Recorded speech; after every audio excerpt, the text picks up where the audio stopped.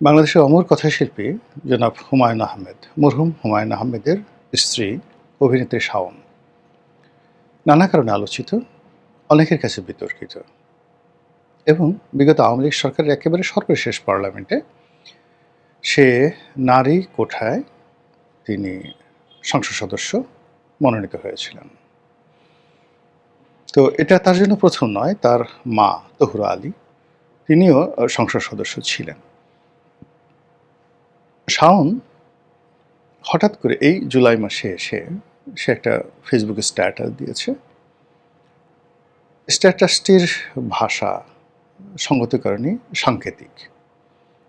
তিনি সিডিআই বলে, জুলাই সিডিআই বলে ব্যঙ্গ করার চেষ্টা করেছেন।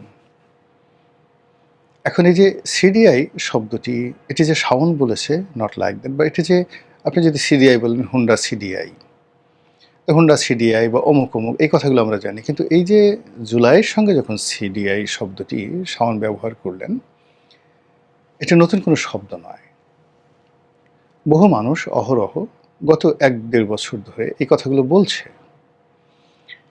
এমনকি যারা জুলাই আন্দোলনের সঙ্গে সম্পৃক্ত ছিলেন, প্রথম সারির অ্যাক্টিভিস্ট ছিলেন, তারপর এই জুলাই আন্দোলন গণঅভ্যুত্থানের নেতারূপে তাদের যে স্যাক্রিফাইস, সীমাহীন স্যাক্রিফাইস, এই মানুষগুলো এখন জুলাই নিয়ে নেতিবাচক কথা বলছেন বিভিন্ন কারণে।